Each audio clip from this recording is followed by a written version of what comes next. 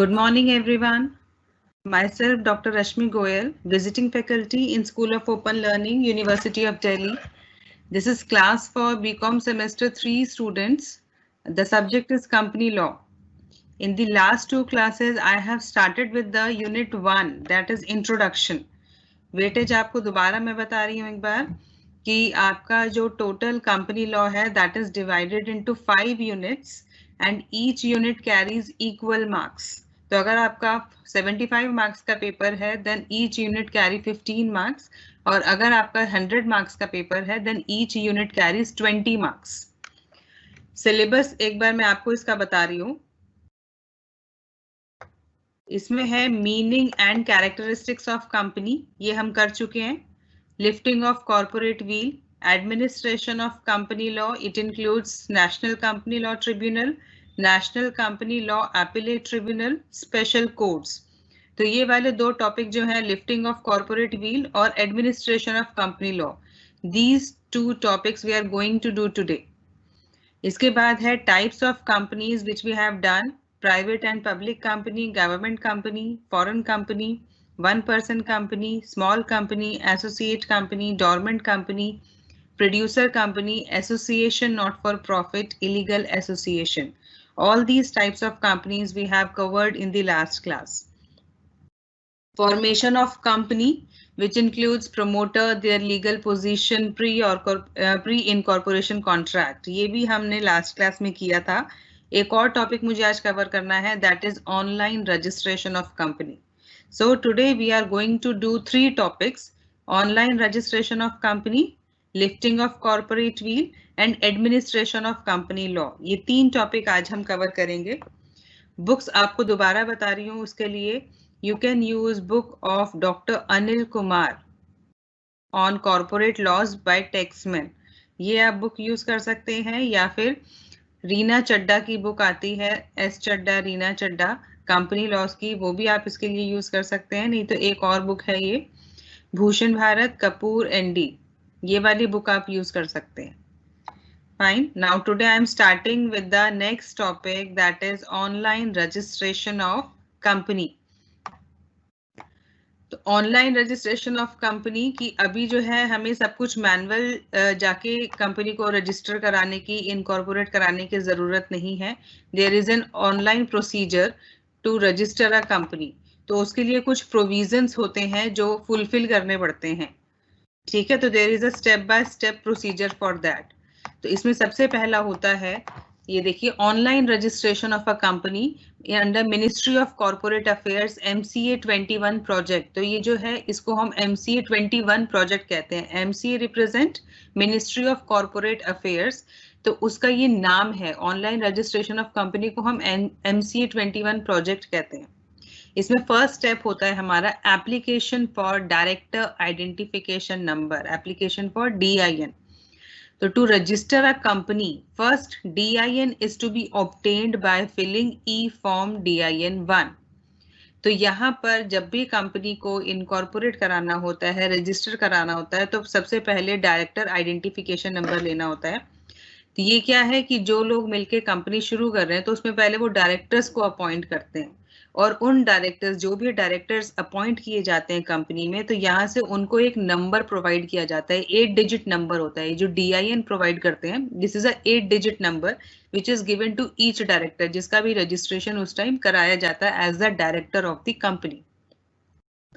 तो उसका पर्पस क्या है, क्योंकि जो भी कंपनी है पब्लिक से फंड इकट्ठा करती है, फिर वो अपने को एस्टैब्लिश करती है, तो उनके पैसे को सेफगार्ड करने के लिए. क्यों? क्योंकि कई बार क्या होता है, कंपनी नहीं चलती, कंपनी बंद हो जाती है, तो उन लोगों को ट्रेस करना मुश्किल हो जाता है जिन्होंने कंपनी एस्टैब्लिश की थी. They are not able to trace those people. तो यहाँ पर जब वो उनको रजिस्टर करते हैं, उनको आइडेंटिफिकेशन नंबर प्रोवाइड करते हैं, तो उनकी पूरी डिटेल्स MCA के पास होती है, मिनिस्ट्री ऑफ कॉर्पोरेट अफेयर्स के पास पूरी डिटेल होती है, जिससे उन लोगों को इजीली आइडेंटिफाई किया जाता है. तो this is the first step. सबसे पहले डायरेक्टर आइडेंटिफिकेशन नंबर लिया जाता है. उसके लिए उनको E-फॉर्म भरना पड़ता है. उसमें अलग अलग टाइप के E-फॉर्म अवेलेबल होते हैं. तो डायरेक्टर आइडेंटिफिकेशन नंबर के लिए DIN-1 फॉर्म होता है, वो फिल करके सबमिट किया जाता है, जिसके बेसिस पर उनको आइडेंटिफिकेशन नंबर प्रोवाइड किए जाते हैं. सेकेंड स्टेप इज एक्वायर और रजिस्टर डिजिटल सिग्नेचर सर्टिफिकेट। तो डिजिटल सिग्नेचर सर्टिफिकेट हमने बोला था कि कंपनी जो है सेपरेट लीगल एंटिटी है और वो अपने आप किसी कॉन्ट्रैक्ट में वो जो है इन्वॉल्व होती है, अपने नाम से, कंपनी के नाम से सारे कॉन्ट्रैक्ट बनाए जाते हैं। इसमें शेयर होल्डर्स का या उसके मेंबर्स का कोई एज सच रोल नहीं है, ठीक है। It has a separate legal entity. तो उसके लिए क्या होता है कि ये आर्टिफिशियल पर्सन है तो it can not sign, company can not sign, तो वहां पर डिजिटल सिग्नेचर जो है वो चलते हैं। तो यहाँ पर डिजिटल सिग्नेचर वो लोग ऑब्टेन करते हैं। तो इसमें क्या है, all filings done by companies under MCA 1 e-governance program are required to filed with the use of digital signature by person authorized to sign the document। तो वहां पर जो भी पर्सन को ऑथराइज किया जाता है, जैसे हमने बोला था कि अगर किसी भी कॉन्ट्रैक्ट में कंपनी एंटर करती है तो पहले वहां पर कंपनी की स्टैंप लगाई जाती है और उसके ऊपर मिनिमम 2 डायरेक्टर्स के साइन होते हैं। तो वहां पर पर्सन ऑथोराइज किए जाते हैं, सिग्नेटरी अथॉरिटी होती है कि ये 2 लोगों के पास जो है सिग्नेचर की अथॉरिटी है, कोई भी कॉन्ट्रैक्ट होगा तो ये लोग उस पर साइन करेंगे।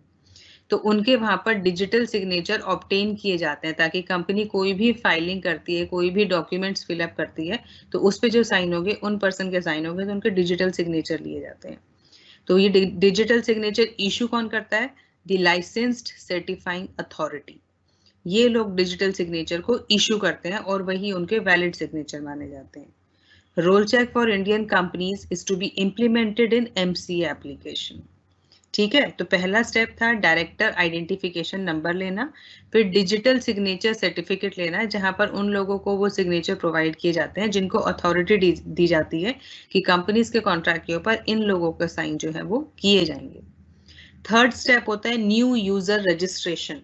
तो यहाँ पर भी रजिस्टर कराना कंपलसरी होता है। MCA के पोर्टल पे जितने भी सर्विसेज हैं, बिना रजिस्ट्रेशन के उनको एक्सेस नहीं किया जा सकता। तो उन सर्विसेज को एक्सेस करने के लिए पहले रजिस्ट्रेशन होता है। तो उसमें वही आपको जब रजिस्ट्रेशन कराया जाता है तो वहां से उनको लॉगिन पासवर्ड मिलता है और उस लॉगिन पासवर्ड को फिलअप करके then they can avail the services provided by the MCA online. ठीक है, MCA के पोर्टल पे फिर जो भी उनकी ऑनलाइन सर्विसेज अवेलेबल होंगी वो सारा वो लोग एक्सेस कर सकते हैं, बट बिना रजिस्ट्रेशन के दे कांट एक्सेस। तो इसमें है to file an e-form or to avail any paid service on MCA portal, it is required to be registered as a user in the relevant user category such as registered and business user। तो उसमें जब हम register करते हैं तो वहाँ पर अलग अलग फील्ड्स होते हैं जिसमें हमें आंसर आउट करना है कि आपका नेम क्या है और आपकी और बेसिक इन्फॉर्मेशन और आप कौन सी कैटेगरी के अंदर आप यूजर को आप which type of user you are. तो वहां पर वो सब आपको इन्फॉर्मेशन फिल करनी है। Then you will get the login ID and password by using which you can access the services provided on the MCA portal. Next step is incorporate a company। तो ये सब करने के बाद फिर कंपनी को इनकॉर्पोरेशन का प्रोसीजर शुरू होता है जिसमें सबसे पहले select in order of preference at least one suitable name up to a maximum of 6 names indicative of the main objects of the company। ये सब करने के बाद फिर आपको कंपनी का नाम सिलेक्ट करना होता है। वहां पर कुछ ऑप्शंस भी होते हैं, नहीं तो आप जो चाहें अपनी प्रेफरेंस के हिसाब से अपनी कंपनी का कोई भी एक सूटेबल नेम वहां पर लिख सकते हैं और वहां पर आप मैक्सिमम ऑफ 6 नेम, क्योंकि कई बार क्या होता है कि जैसे हम लोग, आपने देखा भी होगा कि हम गूगल पे मेल पे अगर हम अपना सपोज मेल ID बनाना चाह रहे हैं तो जो भी हम अपना मेल ID लेते हैं कई बार वो कहते हैं it's not available, you need to change it. Same यहाँ पर होता है कि जब वो कोई कंपनी का नाम लिख रहे होते हैं तो sometimes that name has already been use, वो नाम ऑलरेडी से यूज हो चुका होता है तो वो नाम उस कंपनी को प्रोवाइड नहीं किया जाता। Each company has different names क्योंकि उनका वहाँ पे उस नाम से वो इनकॉर्पोरेट हो चुकी होती है, रजिस्टर हो चुकी होती है। तो एक कंपनी अगर एक नाम से रजिस्टर हो चुकी तो वो नाम किसी और को अलॉट नहीं होता। तो इसलिए वहां पर उन्होंने up to maximum of 6 names, 6 name देने की उन्होंने वहां पे फैसिलिटी दी है कि 6 नाम वहां पर आप कंपनी के मेंशन कर सकते हैं अपनी प्रेफरेंस के हिसाब से कि इनमें से कोई भी नाम आप अपनी कंपनी का रख सकते हैं। और साथ साथ वहां पर आपको कंपनी का मेन ऑब्जेक्ट क्या है, किस लिए वो कंपनी स्टैब्लिश की जा रही है, वो कंपनी क्या करेगी, वो वहां पर मेंशन करना होता है। ठीक है, तो this is a first step कि हमें कंपनी का नाम जो हमें रखना है अपनी कंपनी का, वो हमें वहां पर लिख कर देना होता है। और वहां पर 6 ऑप्शंस, मैक्सिमम 6 ऑप्शंस होती हैं। आप चाहें तो कम भी दे सकते हैं कि आप सिर्फ 2 या 3 देना चाहते हैं, तो आप 2-3 भी वहां पर कंपनी का नाम देके उसको फॉर्म को सबमिट कर सकते हैं। फिर है ensure that the name does not resemble the name of any other already registered company and also does not violate the provision of emblems and names, that is Prevention of Improper Use Act 1950 by availing the services of checking name availability on the portal. तो इसलिए हमारा first point से related है कि जब हम company का नाम वहां पर दे रहे हैं लिख के कि हमें अपनी कंपनी का नाम क्या रखना है, तो उस टाइम हमें ये इंश्योर करना होता है कि हमारी कंपनी का नाम किसी और कंपनी से मिलता जुलता नहीं होना चाहिए। जैसे आपने कई बार देखा भी होगा कि कुछ लोकल अगर हम बात करें कुछ टॉफीज होती हैं या कुछ और चीजें होती हैं, तो उनका बिल्कुल सिमिलर नाम रख देते हैं कि उसमें सिर्फ एक कैरेक्टर चेंज कर दिया। कि अगर हम मेलोडी की बात करें कि MELODY, तो वो क्या कर देंगे MELODI, तो वो नाम चेंज हो गया, but it is resembling the name of melody. तो वो कई बार क्या होता है कि वो फ्रॉड का तरीका होता है कि they are using improper ways to sell off their products. तो उस चीज को इंश्योर करने के लिए यहाँ पर अगर कंपनी रजिस्टर कराती है, तो उसमें ये ध्यान रखना होता है कि आपकी कंपनी का नाम जो भी आप लिख रहे हैं वो किसी और कंपनी के नाम से मिलता जुलता बिल्कुल नहीं होना चाहिए। और दूसरा कि जो भी नाम है उसमें वो उसके अंदर चेक होना चाहिए कि it should be prevented of improper use. तो ये सब चीजें ध्यान में रखकर आपको अपनी कंपनी का नाम वहां पर लिख के फॉरवर्ड करना है। Then apply to the concerned registrar of company to ascertain the availability of the name by filing form Inc 1 for the same into the portal. तो जब आपने फॉर्म फिल कर दिया, फिर आप रजिस्ट्रार ऑफ कंपनी को वो वाला फॉर्म आप सबमिट करते हैं ये चेक करने के लिए कि जो नाम आपने दिया इज इट अवेलेबल और नॉट। तो उसके लिए कौन सा फॉर्म फिल करना है, फॉर्म इंक 1, वो उसके पोर्टल पे सबमिट करना होता है। आफ्टर दी नेम अप्रूवल, जब वहां पर आपने वो फॉर्म सबमिट कर दिया, तो उनमें से जो भी नेम आपका अप्रूव्ड होके आएगा कि आपने मल्टीपल नेम्स दिए हैं, तो आप में उसमें से आपका जो भी नेम अप्रूव होके आएगा, the applicant can apply for registration of new company by filing the required forms Inc 7 for a company other than OPC or Inc 2 for OPC within 60 days of name approval. तो जब आपकी company का registrar of company से name approve होके आ गया कि आप अपनी कंपनी का ये नाम रख सकते हैं, उसके बाद नेक्स्ट स्टेप होता है कि जो एप्लीकेंट होता है फिर उस कंपनी को, जो नई कंपनी वो बना रहा है, उसका रजिस्ट्रेशन कराता है। तो उसके लिए भी रजिस्ट्रेशन के लिए फिर उसको कौन सा फॉर्म भरना पड़ता है, अगर 1 पर्सन कंपनी होती है, ओपीसी रिप्रेजेंट 1 पर्सन कंपनी, तो if it is a 1 person company तो उस केस में इंक 2 फॉर्म भरना पड़ता है। बट अगर 1 पर्सन कंपनी नहीं है, उसके अलावा कोई भी कंपनी है, तो उसके लिए इंक 7 फॉर्म भरना पड़ता है। पर ये ध्यान रखना है कि जब नेम अप्रूव होके आ जाएगा तो 60 दिन 60 डेज के अंदर अंदर आपको ये वाले फॉर्म फिल करने हैं, नहीं तो उसके बाद आपका वो रेलिवेंट नहीं रहेगा। तो within 60 days after the approval of name, you have to fill up the form for registration of new company. नाम के अप्रूवल के बाद 60 दिन के अंदर अंदर आपको अपनी कंपनी को रजिस्टर कराने के लिए ये फॉर्म जो है फिल करने पड़ते हैं। फिर है arrange for stamping of the memorandum and articles with appropriate stamp duty. फिर जो है कंपनी का article memorandum of association and article of association बनाया जाता है, जिसकी प्रॉपर स्टैंपिंग की, जिसके स्टैंपिंग मतलब स्टैंप ड्यूटी उसके ऊपर लगाई जाती है, क्योंकि वो फिर मेमोरेंडम जो है वो उनको दोनों चीज जो है रजिस्ट्रार ऑफ कंपनी को सबमिट करनी होती है।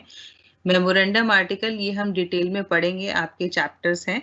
आर्टिकल ऑफ एसोसिएशन बेसिकली कि इंटरनल कंपनी के क्या रूल्स रेगुलेशंस होंगे, वो सारे हम आर्टिकल ऑफ एसोसिएशन में मेंशन करते हैं। और मेमोरेंडम ऑफ एसोसिएशन जो होता है that is a public document, वो पब्लिकली अवेलेबल होता है। ये इनको दोनों रजिस्ट्रार ऑफ कंपनी को सबमिट करने होते हैं। Then get the memorandum and article signed by at least 2 subscribers in his or her own hand, his or her father's name, occupation, address, and the number of shares subscribed for and witnessed by at least one person. तो जब memorandum and article of association तैयार हो गया, उसके ऊपर stamp duty लग गई, तब उसके बाद उसको कम से कम 2 सब्सक्राइबर्स को साइन करना होता है. सब्सक्राइबर कौन होते हैं? जो कंपनी के शेयर खरीदते हैं, who have subscribed the share of the company. ठीक है, तो ये 2 जो है that is in case of 7 in case of public company. Public company के केस में 7 है और प्राइवेट कंपनी के केस में ये जो है ये 2 है नंबर. ठीक है, क्योंकि ये मिनिमम जो हमने ऊपर पढ़ी थी टाइप्स ऑफ कंपनी, तो हमने पढ़ा था मिनिमम कितने लोग कंपनी शुरू कर सकते हैं. तो that was 2 in case of private company and 7 in case of public company. तो जो ये आर्टिकल और मेमोरेंडम ऑफ एसोसिएशन साइन करेंगे, तो अगर प्राइवेट कंपनी है तो कम से कम 2 सब्सक्राइबर को साइन करना है, और पब्लिक कंपनी के केस में कम से कम 7 सब्सक्राइबर्स को मेमोरेंडम और आर्टिकल ऑफ एसोसिएशन को साइन करना होता है, जिसमें इनको ये डिटेल्स देनी होती है, like their father's name, occupation, address, और उसमें उन्होंने कितने नंबर ऑफ शेयर सब्सक्राइब किए हैं, और जो भी उनका है उसमें एक विटनेस कम से कम उसको साइन करता है. After that, ensure that the memorandum and article are dated on a date after the date of stamping. तो मतलब ये जो है, जो साइन किया जाएगा, बेसिकली जो हम कह रहे हैं सब्सक्राइबर साइन करेंगे, तो पहले स्टैम्प ड्यूटी जिस डेट पर होगी उसके बाद फिर ये हमारा जो है उस पे उसके ऊपर डेट डलेगी कि कौन सी डेट से ये हमारा अवेलेबल है सब्सक्राइबर्स के लिए. ठीक है, उससे पहले, स्टैंपिंग से पहले हमारे भले ही तैयार हो गए हैं, हमने बना दिए हैं, बट पब्लिक के लिए ये उससे पहले अवेलेबल नहीं होंगे. After the date of stamping it will be dated. Then log into the portal and fill the following forms and attach the mandatory documents listed in the e-form. इस सब के बाद क्या करना है, जो MCA का पोर्टल है, मिनिस्ट्री ऑफ कॉर्पोरेट अफेयर्स का पोर्टल है, उस पर लॉग इन करके नीचे दिए हुए फॉर्म्स जो हैं उनको फिल करने होते हैं, और उनके साथ में जो भी डॉक्यूमेंट्स रिक्वायर्ड है, mandatory documents that are compulsory to attach, तो उन ई फॉर्म के साथ जो वो फिलअप कर रहे हैं उनके साथ कुछ डॉक्यूमेंट्स भी उनको अटैच करने होते हैं. तो वो कौन से फॉर्म फिल कर रहे हैं? पहला फॉर्म फिल करना होता है फॉर्म इंक 22. इस फॉर्म में क्या है? नोटिस ऑफ सिचुएशन और change of situation of registered office based on the option chosen in form INC 7. तो इंक 7 फॉर्म क्या था कि जब वो कंपनी को रजिस्टर करा रहे थे, तो वहां पर उस फॉर्म में उन्होंने मेंशन किया था कि उनका रजिस्टर्ड ऑफिस कौन सा होगा. कि लाइक एक कंपनी जो है वो मुंबई में रजिस्टर्ड है, तो उसका रजिस्टर्ड ऑफिस मुंबई हो गया. बट अगर वो अपना रजिस्टर्ड ऑफिस चेंज कर रही है, कि suppose it is shifting to like Tamil Nadu, और it is shifting to Delhi, और it is shifting to Rajasthan, तो उस केस में there is change of situation. तो उस केस में उनको वो नोटिस वहां पर देना होता है. फॉर्म इंक 22 उनको फिल करके ये देना होता है कि वो अपना ऑफिस जो है वो चेंज कर रहे हैं. दूसरा उनको फॉर्म फिल करना है form DIR 12. It is regarding particulars of appointment of directors and the key managerial personnel and the changes among them.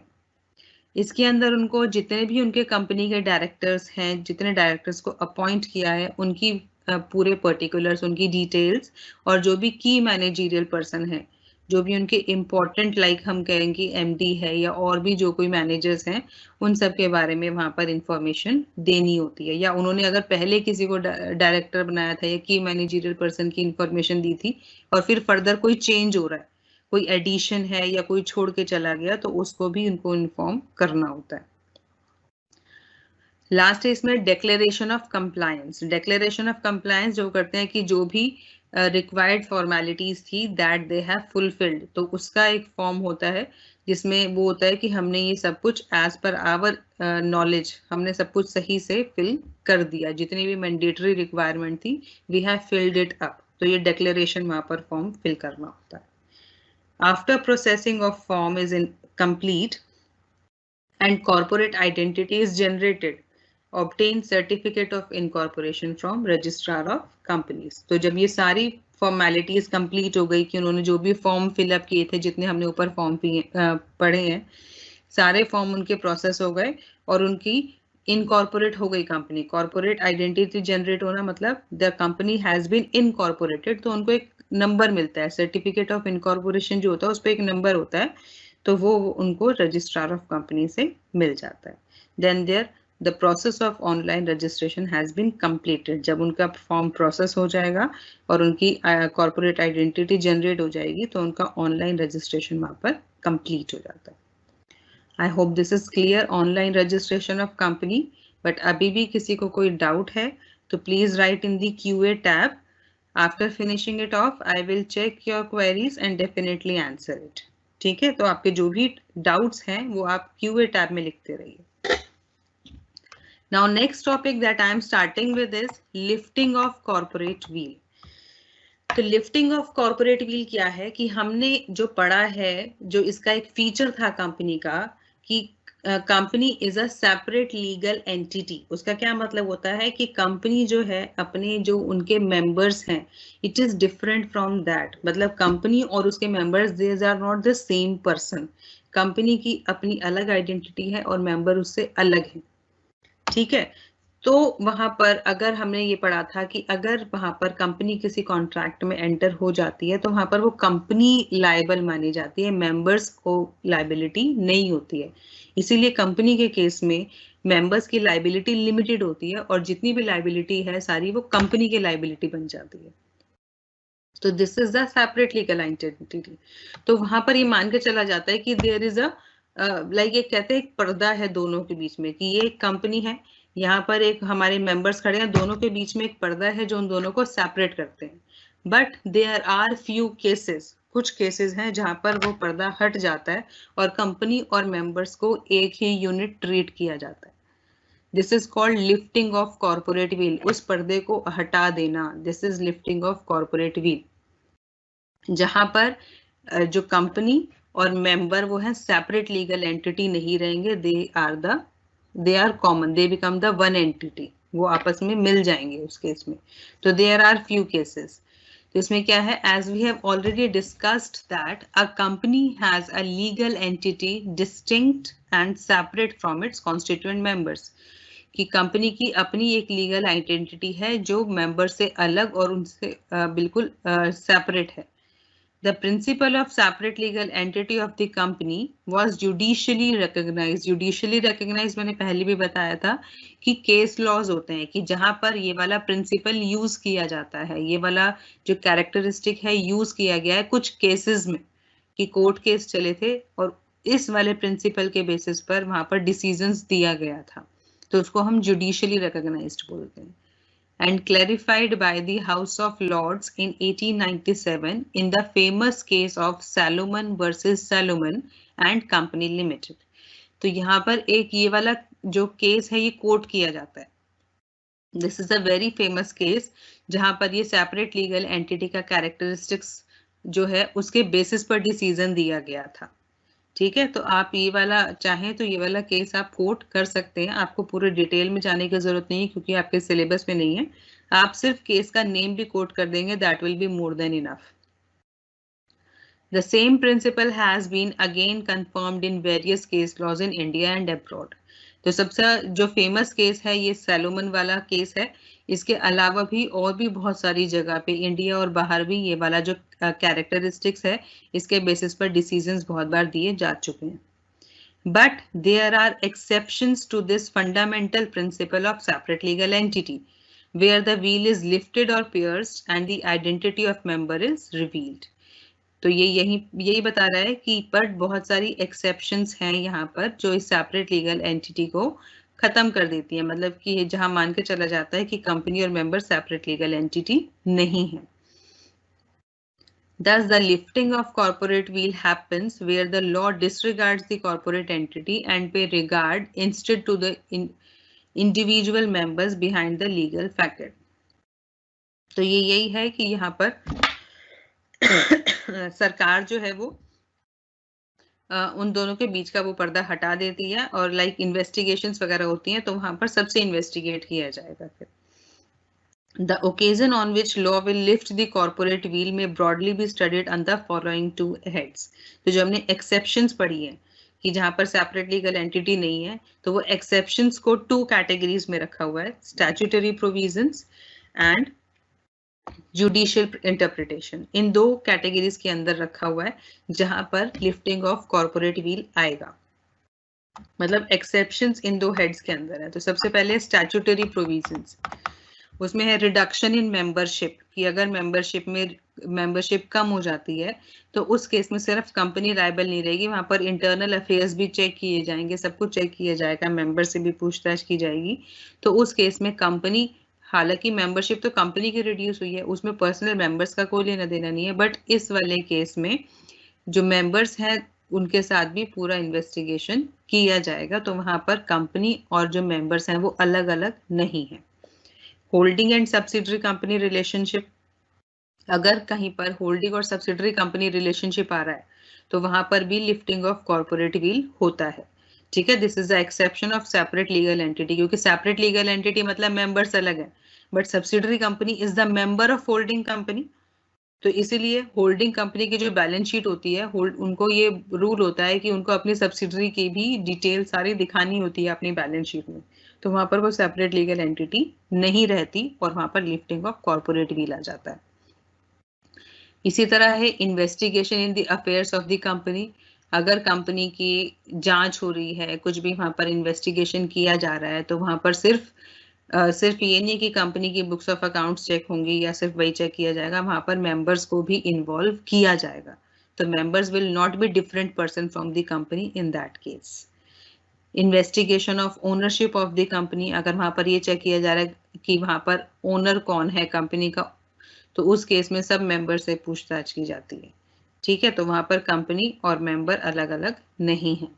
Directors with unlimited liability, company के केस में क्या होता है, डायरेक्टर्स की लिमिटेड लाइबिलिटी, जो भी हमारे मेंबर्स होते हैं उनकी लिमिटेड लाइबिलिटी होती है, बट अगर वहां पर डायरेक्टर्स ने अपनी अनलिमिटेड लाइबिलिटी कराई हुई है तो वो वहां पर सेपरेट लीगल आइडेंटिटी नहीं रहा।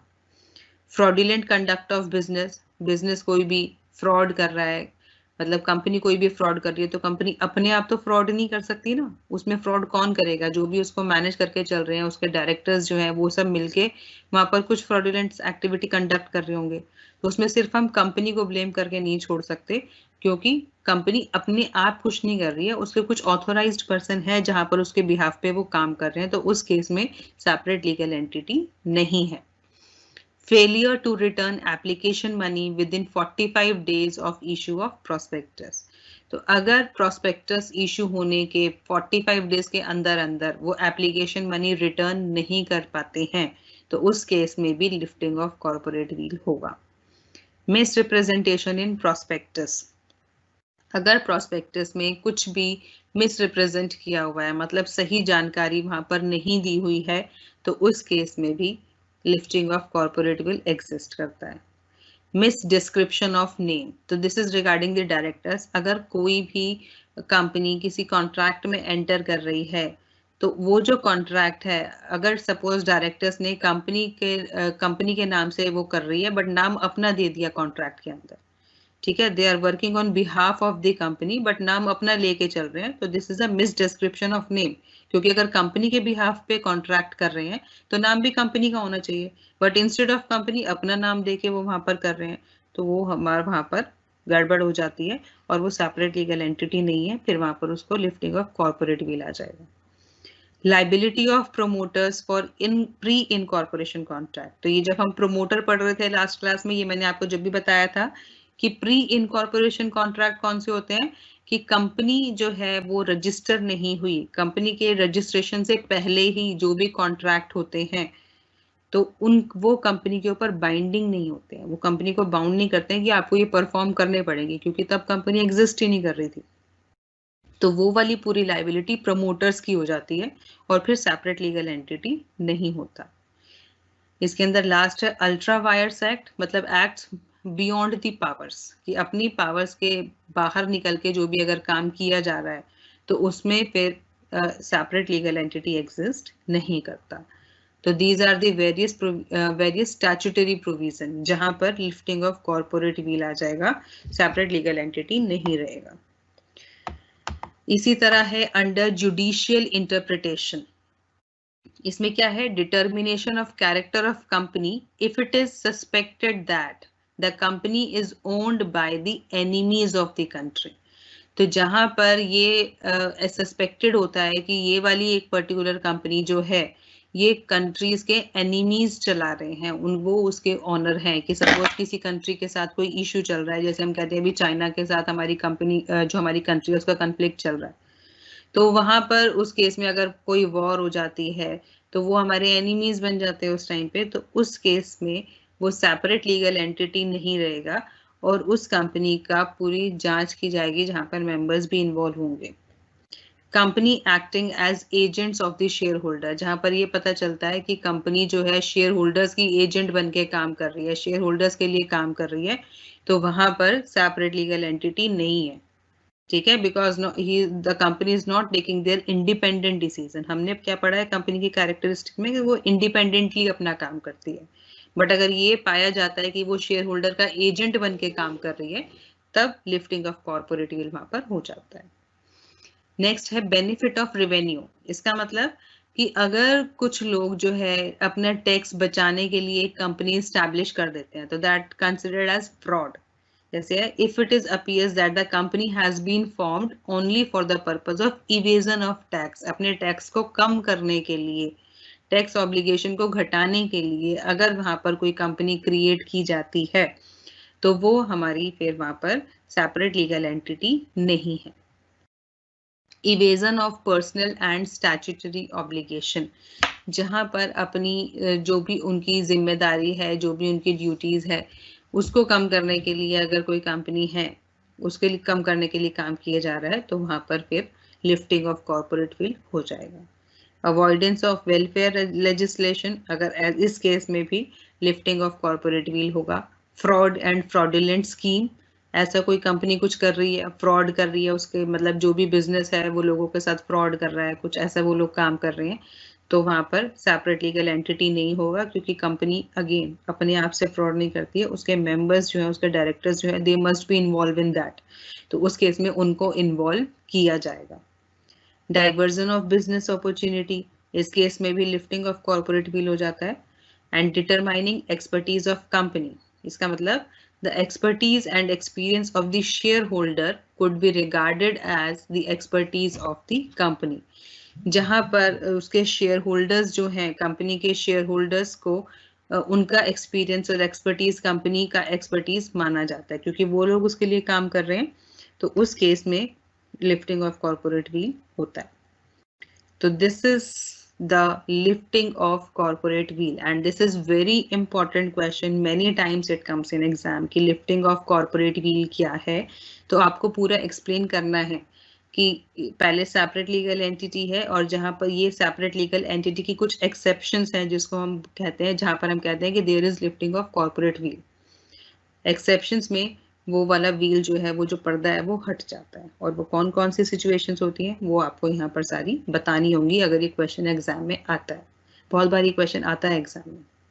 Fine, now the last topic जो हमने एडमिनिस्ट्रेशंस पढ़ने थे, national company law tribunal and national company law appellate tribunal. तो this is basically the court, हम कहेंगे कि जहां पर इनकी लाइक जो भी कंपनीज के अंदर इश्यूज होते हैं, जो भी कन्फ्लिक्ट चल रहे होते हैं, then they move on to the court. वहां पर तो पहले वो लोग सीधा कंपनी लॉ बोर्ड होता था उनके पास जाते थे, जहां पर उनके सारे इश्यूज रिजॉल्व किए जाते थे। बट कंपनीज एक्ट 2013 जब आया तो उन्होंने जो है ये दो हमारे ट्रिब्यूनल जो है इस्टेब्लिश किए, एक नेशनल कंपनी लॉ ट्रिब्यूनल जिसको सिर्फ ट्रिब्यूनल भी कहते हैं, और दूसरा है national company law appellate tribunal जिसको एपिलेट ट्रिब्यूनल के नाम से भी जाना जाता है। ठीक है, ये कब फॉर्म हुए? आफ्टर कंपनीज एक्ट 2013, जब हमारा कंपनीज एक्ट 2013 आया उसमें फिर ये हमारे दो ट्रिब्यूनल को बनाया गया। The Companies Act 2013 provides for the constitution of NCLT and NCLAT and lays down its composition and power।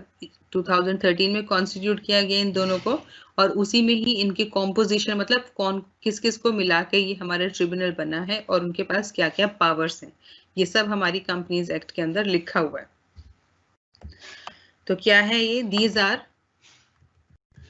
these are quasi judicial bodies to adjudicate issues and matters relating to companies in India. तो ये दोनों क्या हैं? Judicial bodies हैं, जहां पर basically issues सारे resolve किए जाते हैं। जैसे हमारा कोर्ट होता है कि हमारा डिस्ट्रिक्ट कोर्ट है, हमारा हाई कोर्ट है, तो उसी तरह कंपनीज के इश्यूज जो है वो यहाँ पर इन दोनों जगह पर रिजॉल्व किए जाते हैं, और कंपनी से जितने भी रिलेटेड मैटर है वो यहीं पर जाते हैं। The establishment of NCLT consolidates the corporate jurisdiction of the following authority. तो NCLT जो हम कह रहे हैं कि किस किस चीज को मिला के NCLT बनाया गया?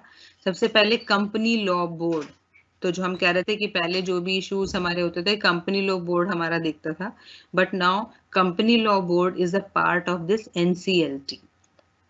दूसरा है इसके अंदर board of industrial and financial reconstruction, the Appellate Authority for Industrial and Financial Reconstruction, jurisdiction and powers relating to winding up, restructuring, and other such provisions vested in the High Court. तो ये सब मिला के जो है, these are the parts of this NCLT जिनसे मिलके हमारा पूरा ट्रिब्यूनल बना हुआ है। With the establishment of NCLT and NCLAT, the Company Law Board under The Companies Act 1956 stand dissolved. तो NCLT और NCLAT बनने के बाद जो हमारा कंपनी लॉ बोर्ड था, जो कंपनीज एक्ट 1956 के अंदर कंपनी लॉ बोर्ड बनाया गया था, वो हमारा डिसॉल्व हो गया, क्योंकि अब वो एक सेपरेट हमारा बोर्ड नहीं चल रहा है। That becomes a part of this NCLT। तो ये जो हमारा लॉ बोर्ड था 1956 में था, पहले ये चल रहा था। अभी जो मैंने आपको बताया कि इश्यूज यहाँ पे रिजॉल्व होते थे, NCLT और LAT बनने के बाद इसको खत्म कर दिया और लॉ बोर्ड हमारा NCLT का ही पार्ट बन गया। The provisions relating to the investigation of a company's accounts, freezing of assets, class action suits, conversion of a public company to a private company are governed by NCLT. तो इसमें क्या है कि NCLT क्या क्या देख रहा है? ठीक है, हम कह रहे हैं ना कि यहाँ पर उनके जो भी इश्यूज होते हैं उनको रिजॉल्व किया जाता है। तो वो कौन कौन से इश्यूज होते हैं जो वो लोग लेके जाते हैं इनवैलिड ट्रिब्यूनल के पास? तो फर्स्ट है इसमें इन्वेस्टिगेशन ऑफ कंपनीज अकाउंट। अगर कहीं पर लगता है कंपनीज के अकाउंट में कोई भी गड़बड़ है, उनको चेक कराने की जरूरत है, तो ये वाला इशू वो NCLT के पास लेके जा सकते हैं। फ्रीजिंग ऑफ एसेट्स अगर फ्रीज हो गए हैं तो उस केस में भी वहां पे वो लोग अप्रोच करते हैं। क्लास एक्शन स्यू, क्लास एक्शन का क्या मतलब है? When a group of people they have same issues. अभी तो क्या है कि सपोज सिर्फ एक डायरेक्टर को किसी चीज के रिगार्डिंग इश्यू है तो वो NCLT चला गया, बट अगर कुछ लोगों का कॉमन इशू है, कुछ लोगों को कॉमन प्रॉब्लम है, तो वो एक क्लास एक्शन बनता है। That is called a group of people having the same issues. तो वो लोग वहां पर अप्रोच करते हैं, ठीक है, and appeal therefrom by the NCLAT instead of high court. तो वहां पर वो लोग पहले अपील करते हैं और उसके बाद अगर जरूरत होती है then they go to NCLAT। वो हाई कोर्ट नहीं जाते हैं, हाई कोर्ट की जगह वो NCLAT एपीलेट ट्रिब्यूनल में फिर वो लोग अप्रोच करते हैं। NCLT is not bound by the strict judicial rules of evidence and procedures. It can decide case by following principle of natural justice. जैसे हमारे नॉर्मल कोर्ट होते हैं कि वो उनको सारे सबूत चाहिए, उनको सारे बेसिस चाहिए जिसके बेसिस पर वो डिसीजंस हमारे देते हैं, ठीक है, उनका प्रॉपर एक प्रोसीजर होता है जो वो फॉलो करते हैं। बट NCLT जो है that is not that much strict, वो इतना स्ट्रिक्ट नहीं है, उसको उतने एविडेंसेस, उतने प्रोसीजर फॉलो करने की जरूरत नहीं होती। वो जो भी उनके प्रिंसिपल्स हैं नेचुरल जस्टिस के, उसके बेसिस पर they can give the decisions, कि जो भी इश्यूज उनके पास आएंगे as per their understanding, as per the available principles, उनके बेसिस पर वो डिसीजंस दे सकते हैं। NCLAT is an authority provided for dealing with appeals arising out of decision of the NCLT. तो NCLAT क्या है कि अगर कोई भी पर्सन, कोई जिन्होंने NCLT में अप्रोच किया था, अगर वो उसके डिसीजन से सेटिस्फाई नहीं है, जैसे हम कहते हैं ना, पहले हमारे डिस्ट्रिक्ट कोर्ट में केस चलता है, वहां पे कोई हार जाता है तो वो हायर कोर्ट में, मतलब हाई कोर्ट में अपील कर सकता है, फिर हाई कोर्ट में भी उसको नहीं, वो उसको लगता है कि नहीं गलत डिसीजन है, then they go to the supreme court. तो देयर इज अ हायरार्की। इसी तरह यहाँ पर भी हायरार्की है। तो कंपनी वाले जो भी इश्यूज हैं पहले एनसीएलटी में जाते हैं, अगर वो उसके डिसीजन से सेटिस्फाई नहीं है तो वो फिर एनसीएलटी में अप्रोच करते हैं। Any party dissatisfied by any order of tribunal, tribunal कौन है? NCLT, may bring an appeal to contest that decision.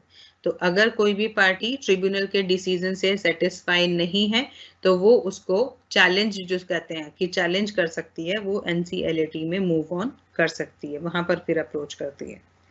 The appellate tribunal, appellate tribunal किसको बोल रहे हैं? एनसीएलटी को। The appellate tribunal reviews the decision of tribunal and has power to set aside, modify or confirm it. तो जब वो case उनका appellate tribunal में चला जाता है तो एपिलेट ट्रिब्यूनल उसको रिव्यू करता है, जो भी डिसीजन एनसीएलटी ने दिया था उसको रिव्यू करेगा, और उसके पास पावर है कि वो उस डिसीजन को हटा सकता है, कि वो चाहे तो उसको कह देगा कि नहीं this is the wrong decision, या फिर उसमें कुछ चेंजेस कर सकता है, कि जैसे एनसीएलटी ने कुछ फाइन लगाया कि आपको 10,000 रुपए फाइन देना है, तो वो उसको कह देगा नहीं आप 5,000 का फाइन, तो दैट विल बी फाइन। तो वो मॉडिफिकेशन हो गया कि उसको और थोड़ा सा मॉडिफाई कर दिया, या और कंफर्म इट, नहीं तो उसको वो सेम उसको छोड़ सकता है कि नहीं एनसीएलटी ने जो डिसीजन दिया था दैट इज अ फाइनल, वो बिल्कुल सही है। ठीक है, तो ये एपिलेट ट्रिब्यूनल के पास पावर होती है कि एनसीएलटी के डिसीजन को वो खारिज भी कर सकता है, जिसको हम कहते हैं it can waive it off, it can modify it, और it can confirm it. The decision of appellate tribunal can further be challenge in the supreme court. तो एपिलेट ट्रिब्यूनल से जो भी डिसीजन मिलेगा, अगर वो चाहे तो उसको फर्दर सुप्रीम कोर्ट में चैलेंज कर सकते हैं। ठीक है, तो यहाँ पे हायरार्की क्या है? पहले एनसीएलटी में जाता है, फिर एनसीएलटी में जाता है, और वहां से भी सेटिस्फैक्शन नहीं होती, then they move on to supreme court. Composition of NCLT. तो NCLT consist of a president and such member of judicial and technical members not exceeding 62 as central government deems fit. तो NCLT में कौन कौन है? एक तो president है, और जुडिशियल और टेक्निकल मेंबर्स जो सेंट्रल गवर्नमेंट को ठीक लगते हैं कि होने चाहिए, वो उसका पार्ट होते हैं। और वो लोग कितने हो सकते हैं? मैक्सिमम 62। ठीक है, प्रेसिडेंट हमारा है और उसके साथ में हमारे सेंट्रल गवर्नमेंट को जो भी ठीक लगता है, तो वो 62 मेंबर्स तक एनसीएलटी का पार्ट बन सकते हैं। The qualification for appointment of president and members of tribunal has been laid down by the act. तो जो हम कहते हैं कि क्या क्वालिफिकेशन है कि जो भी मेंबर्स इसके अपॉइंट किए जा रहे हैं, जो हम कह रहे हैं 62 मेंबर्स वो लोग अपॉइंट कर सकते हैं, तो किस बेसिस पर क्या क्वालिफिकेशन उनकी होनी चाहिए? तो वो कंपनीज एक्ट में उन्होंने मेंशन किया है कि who can be the member of this NCLT. The president and every other member of tribunal shall hold office for a term of 5 years from the date on which he enters upon his office, but shall be eligible for reappointment. तो ये जो NCLT board बनाया गया जिसमें president को और बाकी members को जो उन्होंने अपॉइंट किया, तो उनकी टर्म जो होती है, एक टर्म उनकी 5 इयर्स की होती है। ठीक है, कि एक बार उनको अपॉइंट किया तो वो 5 साल तक के लिए उसके मेंबर बन गए, उसके बाद भी उनको रीअपॉइंट किया जा सकता है कि अगर सब कुछ ठीक है, दे आर वर्किंग ऑनेस्टली और वहां पर कोई इशू नहीं है, then those members can be reappointed. वहां पर जरूरी नहीं है कि अब उनको हर बार उसको चेंज करना है, उनको ही वापस वो एनसीएलटी का मेंबर बना सकते हैं।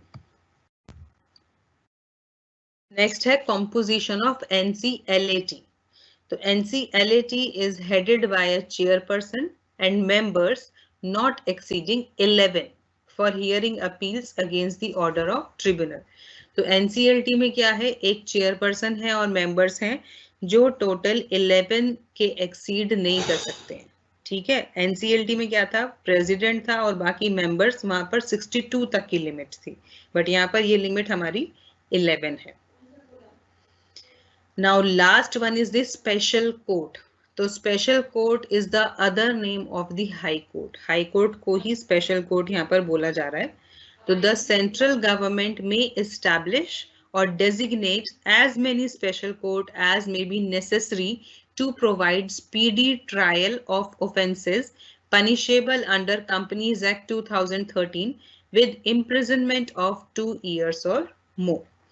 तो इसमें क्या है, ये जो स्पेशल कोर्ट है ये सेंट्रल गवर्नमेंट इस्टेब्लिश करती है, सेंट्रल गवर्नमेंट बनाती है, तो वो जितने चाहे उनकी जरूरत के हिसाब से उतने स्पेशल कोर्ट बना सकती है। वहां पर ऐसा कोई लिमिट नहीं है, कोई नंबर नहीं बता रखा है कि इतने स्पेशल कोर्ट होने चाहिए, जितनी जरूरत हो उतने स्पेशल कोर्ट बना सकते हैं। और वहां पर कौन से केस देखे जाएंगे, कंपनीज एक्ट में हर एक के लिए वहां पर कुछ ना कुछ, जैसे कोई भी ऑफेंस है तो उसमें क्या कितना पनिशेबल है, वो उसमें पनिशमेंट भी बताई हुई है कि किसी को 1 साल तक की पनिशमेंट मिल सकती है या किसी को 6 महीने की पनिशमेंट मिल सकती है। तो इसी तरह अगर किसी ऑफेंस की पनिशमेंट जो है उसमें 2 साल या उससे ज्यादा की जेल अगर बताया हुआ है तो वो वाले केस हमारे स्पेशल कोर्ट्स के अंदर देखे जाते हैं। ठीक है, ऊपर NCLT और NCLAT में ऐसी कोई भी रिक्वायरमेंट नहीं थी, बट स्पेशल कोर्ट के लिए क्या है कि अगर कंपनीज एक्ट 2013 में किसी ऑफेंस के लिए पनिशमेंट 2 साल की जेल या उससे ज्यादा की जेल दी हुई है तो वो वाले केसेस स्पेशल कोर्ट्स के अंदर जाते हैं। A special court shall consist of a single judge who shall be appointed by the central government with the concurrence of Chief Justice of High Court within whose jurisdiction the judge to be appointed is working. तो उसके अंदर कौन होता है, एक ही जज होता है स्पेशल कोर्ट के अंदर जिसको सेंट्रल गवर्नमेंट अपॉइंट करती है।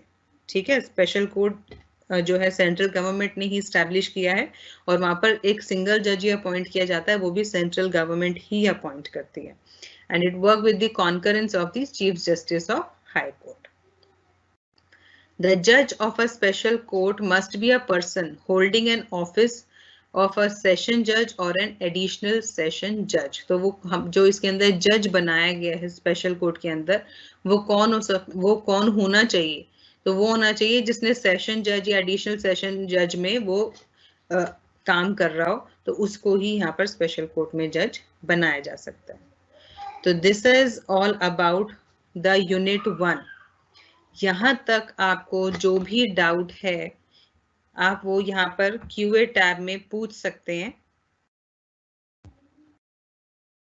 ठीक है, I will take your queries one by one.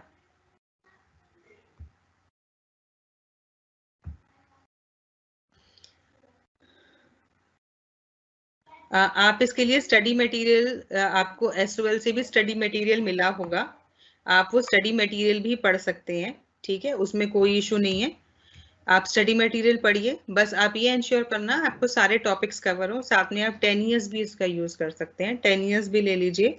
और बुक मैं आपको ऑलरेडी बता चुकी हूँ कि आपको कौन सी बुक इसके लिए यूज करनी है। कंपनी लॉ का बेसिक बेटा ये आपकी फर्स्ट इंट्रोडक्शन यूनिट ही चल रही है, जहां पर कंपनी क्या है, टाइप्स ऑफ कंपनीज, यही हमने अभी डिस्कस किया था। तो this is the basic one.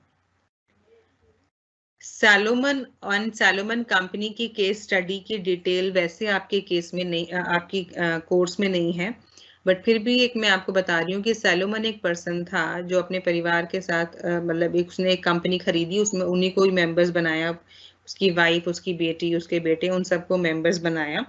But because of some reason जो था वो कंपनी उनको 1 साल बाद बंद करनी पड़ी, उनको नुकसान हुआ या जो भी, तो वहां पर जितने भी उनके क्रेडिटर्स थे वो सब खड़े हो गए और वो सैलोमन को कहने लगे कि ये तुम्हारी ही कंपनी है, तुम ही ने बनाई है, तो हमारी जितनी भी लाइबिलिटीज है तुम पे ऑफ करोगे।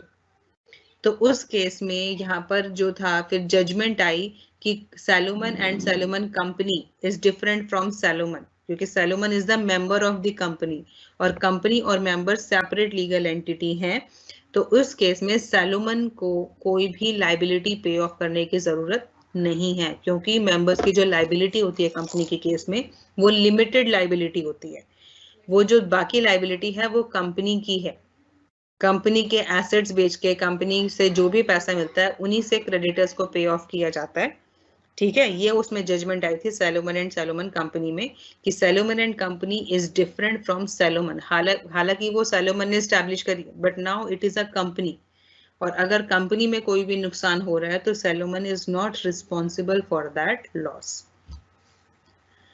बुक्स मैंने आपको बताई थी बेटा, आप इसके लिए अनिल कुमार की बुक यूज कर सकते हो, अनिल कुमार सर की, या फिर आप रीना चड्डा बुक आती है, both books are very good, आप कोई भी बुक इसमें से यूज कर सकते हो।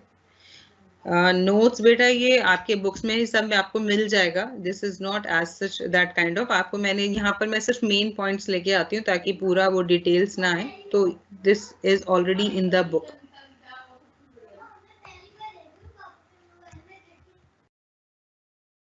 जो इंक है, इंक हमने फॉर्म पढ़ा था कि इंक 1 या इंक 7, तो INC I think it represents the incorporation, क्योंकि हम जब कंपनी को इनकॉर्पोरेट करने की बात कर रहे हैं तब हम इंक फॉर्म वहां पर भर रहे हैं, तो INC represent incorporate and OPC represent 1 person company. तो वैसे 1 पर्सन हमने सोल प्रोप्राइटरशिप पढ़ा था, ठीक है, बट वहां पर अब उसको चेंज कर दिया, now it is a 1 person company, कि उसमें एक ही मेंबर जो है उसको एज अ कंपनी रजिस्टर करा सकता है, तो उस केस में उसको प्रोप्राइटरशिप का और कंपनी का दोनों के बेनिफिट उसको मिल जाते हैं। This is 1 person company.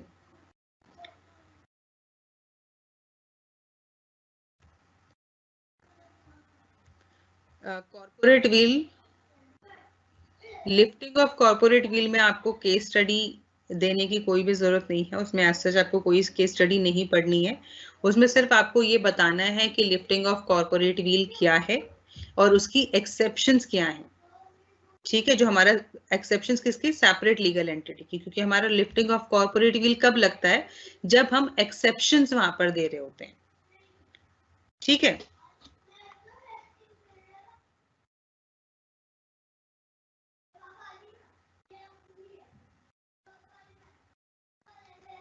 Different modes of incorporation is बेटा, there are different steps for incorporation of a company. Quasi judicial body NCLT की, जहां पर बेसिक डिसीजंस लिए जाते हैं, जहां पर जैसे हमारा डिस्ट्रिक्ट कोर्ट होता है, तो हम वहां पर हमारे कोई भी इश्यूज होते हैं तो हम कहते हैं हम कोर्ट में अप्लाई करेंगे, तो वहां पर वो कोर्ट में अप्लाई नहीं करते हैं, वो वहां पर सीधा एनसीएलटी में जाते हैं और वहां से उनको डिसीजंस मिलते हैं कि वहां पर जो भी केस लिया जाएगा फिर वहां पर उसके रिगार्डिंग उनको फैसला सुनाया जाएगा, तो दैट इज नोन एज ये जुडिशियल बॉडी।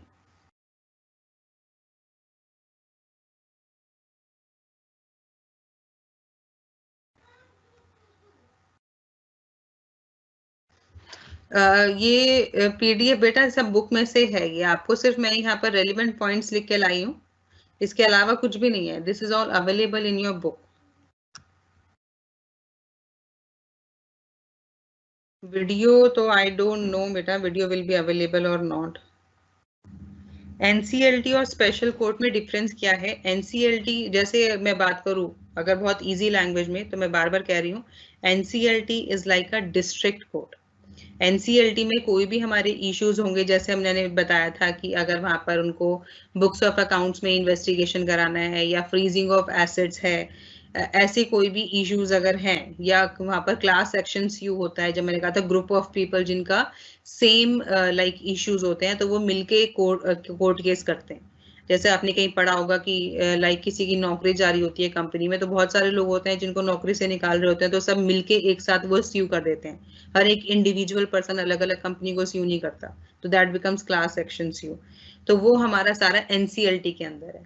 स्पेशल कोर्ट जो है वो सिर्फ उन वाले केसेस के लिए है जिस ऑफेंस में उनको 2 साल या उससे ज्यादा की जेल का अगर वहां पर प्रावधान जिसको कहते हैं, वहां पर अगर हमें ये दिया हुआ है कि अगर इस एक्ट को करने से 2 साल या उससे ज्यादा की सजा हो सकती है, तो उस तरीके के केस जो है हमारे स्पेशल कोर्ट में जाते हैं।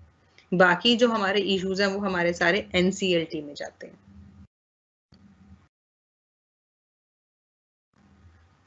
कंपनी वाइंडिंग का बेटा, this is a separate topic, we will definitely cover it.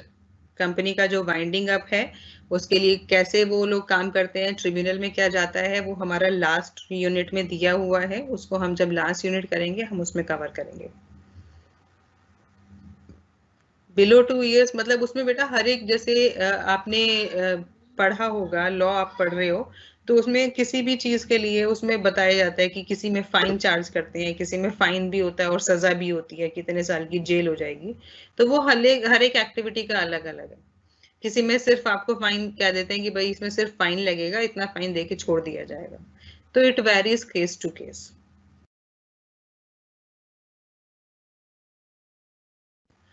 बेटा आप बुक रेफर कर लो इसके लिए। आपको लेटेस्ट एडिशन आप यूज कर पा रहे हो तो इट्स वेरी गुड, बट अगर आप लेटेस्ट एडिशन आपको बुक नहीं मिल रहा है तो you can use the previous editions also. आप 1-2 साल पुरानी बुक भी कंपनी लॉ के लिए यूज कर सकते हो, क्योंकि इसमें बहुत ज्यादा चेंज नहीं हुआ है। ठीक है, तो आप बेटर है कि आप बुक यूज करो, साथ में आप अपना एसओएल का मटेरियल है उसको भी पूरा देखो, तो it will cover up whole of your syllabus.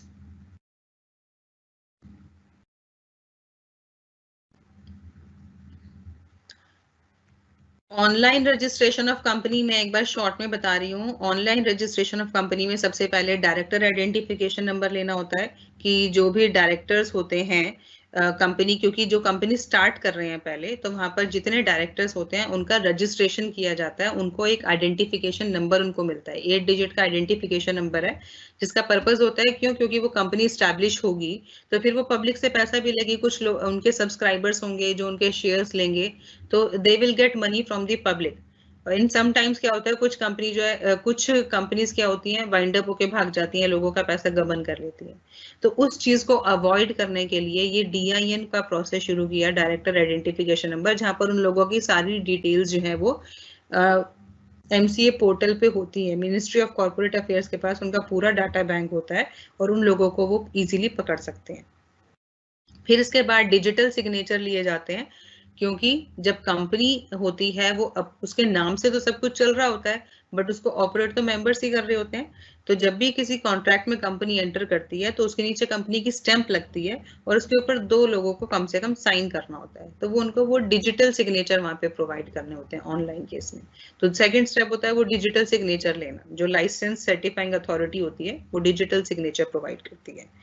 फिर इसके बाद न्यू यूजर रजिस्ट्रेशन कराया जाता है, क्योंकि जो MCA पोर्टल है उस पे ई सर्विसेज है सारी, और बिना रजिस्ट्रेशन के हम कोई भी ई सर्विस एक्सेस नहीं कर सकते। जैसे आप नॉर्मल भी अगर आप लाइक ऑनलाइन कुछ काम कर रहे हो तो आपसे सबसे पहले वो कहता है कि इसको सब्सक्राइब करो या यहाँ पर रजिस्टर कराओ, आपको बार बार रजिस्ट्रेशन का लिंक वहां पे प्रोवाइड कर रहा होता है। तो सेम हमारा MCA पोर्टल पे होता है कि अगर वहां की कोई भी सर्विसेज आपको एक्सेस करनी है तो आपको पहले वहां पे रजिस्ट्रेशन कराना होगा, then you can access all those services. तो थर्ड स्टेप होता है न्यू यूजर रजिस्ट्रेशन, और लास्ट स्टेप होता है इनकॉर्पोरेशन ऑफ कंपनी, कि उस कंपनी को जो आप कंपनी बनाना चाहते हो उसका रजिस्ट्रेशन कराना। तो उसके लिए पहले आप अपनी कंपनी का कुछ नेम सोचते हो कि मैं अपनी कंपनी का क्या नाम रखूंगा। तो जैसे मैंने बताया था मेल आईडी, हम जो मेल आईडी हम चाहें, जरूरी नहीं है हमें वो मिलता है ईमेल आईडी, तो हम वहां पर अलग अलग नाम डाल के देखते हैं। तो इसी तरह वो लोग हमें 6 नाम का ऑप्शन प्रोवाइड करते हैं कि आप मैक्सिमम 6 नाम कंपनी के वहां पे लिख के दे सकते हो, उनमें से जो भी अवेलेबल होगा उसको चेक किया जाता है कि वो नाम किसी और कंपनी का नहीं होना चाहिए या उससे मिलता जुलता किसी कंपनी का नाम नहीं होना चाहिए। फिर उस नाम को अलॉट कर दिया जाता है आपको, उसको कह देते हैं दिस इज अप्रूव्ड। तो वो अप्रूवल मिलने के बाद 60 दिन के अंदर अंदर रजिस्ट्रेशन फॉर्म भरना होता है। ठीक है, वो अप्रूवल आने के 60 दिन के अंदर अंदर रजिस्ट्रेशन फॉर्म भरेंगे कंपनी का, और फिर आपकी वो कंपनी जो है वो रजिस्टर्ड, क्योंकि वो आपके फॉर्म प्रोसेस होंगे, उसके साथ कुछ मैंडेटरी डॉक्यूमेंट्स लगाने पड़ेंगे, उसके बाद आपका वो अप्रूव हो जाएगा। एग्जाम के लिए बेटा आप SOL की वेबसाइट चेक करते रहो, आपको सारी डिटेल वहीं पर मिलेगी। हाँ, एग्जाम आपके ओपन बुक ही होंगे as per the latest information. Attendance तो आप लोगों की बेटा कभी भी काउंट नहीं होती है। SOL students are not under compulsion for attendance. मैं जब टॉपिक करा रही हूँ मैं साथ साथ आपको बता रही हूँ कि लाइक कॉर्पोरेट व्हील वाला टॉपिक आपका इम्पोर्टेंट है। आपको टाइप्स ऑफ कंपनीज में कई बार डिफरेंस आ जाता है कि पब्लिक कंपनी और प्राइवेट कंपनी में क्या डिफरेंस है, या 1 पर्सन कंपनी सोल प्रोप्राइटरशिप में क्या डिफरेंस है। तो इस तरीके के डिफरेंस आपको आए हुए हैं। Meaning and characteristics of company ये बहुत बार आया हुआ है, या आपको सिर्फ separate explain the concept of separate legal entity, तो वो आप वहां आपको वो पूछा हुआ है। Company acting as the share holder of the company, इसका मतलब होता है कि जैसे कंपनी वैसे तो हमारी सेपरेट लीगल एंटिटी है, बट शेयर होल्डर्स क्या करते हैं अपने फायदे के लिए वो कंपनी को एज एन एजेंट यूज कर रहे होते हैं कि कंपनी के नाम से अपने सारे काम करा रहे होते हैं, तो in that case company acting as an agent of the share holder. तो उस केस में वो जो हमारा सेपरेट लीगल एंटिटी है वो हमारा एग्जिस्ट नहीं करता। टाइप्स ऑफ कंपनी जैसे हमने बताया था, पब्लिक कंपनी, प्राइवेट कंपनी की प्राइवेट कंपनी कौन सी होती है कि जहां पर मिनिमम 2 लोग होने चाहिए, मैक्सिमम लिमिट 200 होती है। अगर 200 से एक्सीड कर जाएगा तो वो प्राइवेट कंपनी नहीं रहेगी। ठीक है, इसी तरह पब्लिक कंपनी होती है जिसमें मिनिमम 7 लोग होने चाहिए, मैक्सिमम उसमें कोई लिमिट नहीं होती है। तो there are various characteristics of different types of companies and it's quite easy, you just go through it, you will get it.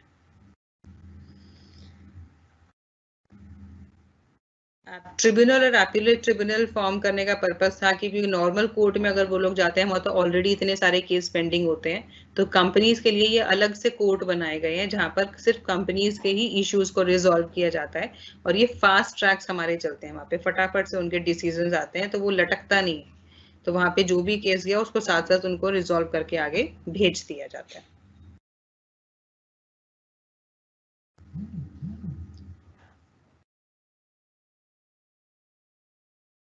Hindi में बेटा बुक्स अवेलेबल होंगी, आपको जो भी हिंदी में मिल रहा है आप बुक्स देखिए। आपका बस आप ये उसका कंटेंट चेक कीजिए, आपका जो सिलेबस है वो आपका सिलेबस पूरा कवर होना चाहिए, दैट्स इट। इससे ज्यादा आपकी कोई भी रिक्वायरमेंट नहीं है।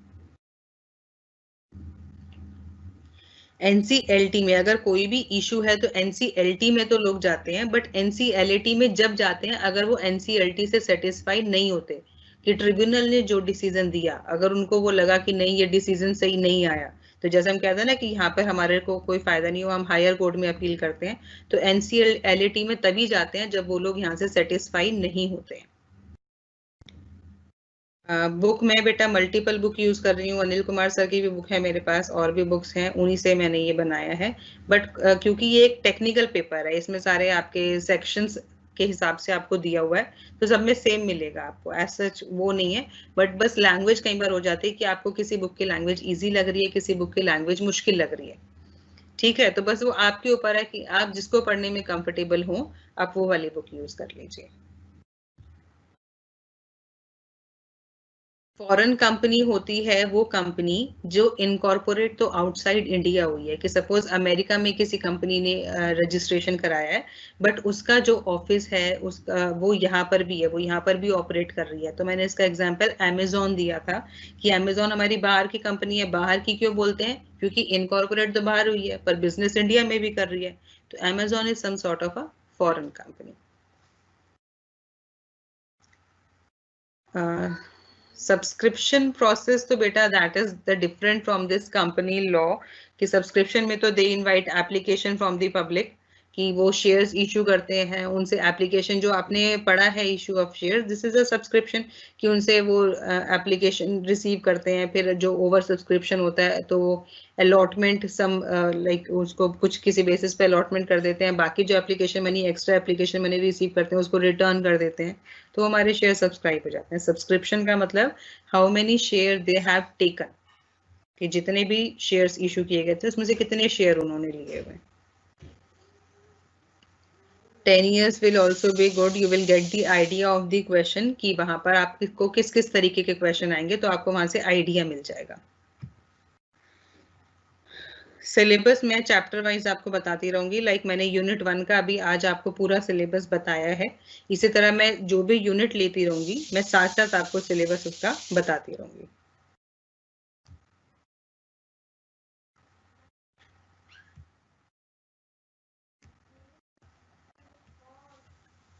एनसीएलटी एनसीएलएटी मैं आपका अभी डिस्कस कर चुकी हूँ।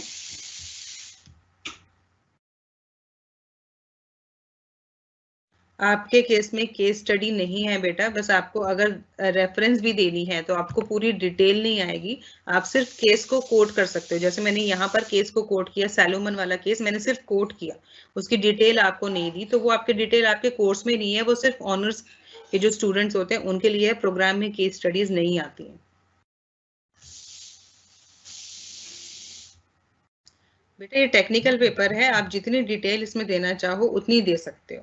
ठीक है, जहां पर एक्सप्लेनेशन का स्कोप है कि लाइक अगर आप एक पॉइंट डिस्कस कर रहे हो तो आप पॉइंट में जितनी चाहे उतनी एक्सप्लेनेशन लिख रहे हो, बट अगर कोई सेक्शन है पर्टिकुलर कुछ चीज आप दे रहे हो तो उसके अंदर आपसे बहुत ज्यादा चीज एक्सपेक्टेड, आपसे बहुत ज्यादा एक्सप्लेनेशन एक्सपेक्टेड नहीं होती है, केस स्टडी आप लोगों को नहीं आएंगी। यस, ये जो अगर हमारी प्राइवेट कंपनी होती है तो it is mandatory for private company to add private limited in their name. ठीक है, उनको प्राइवेट लिमिटेड लगाना मैंडेटरी होता है।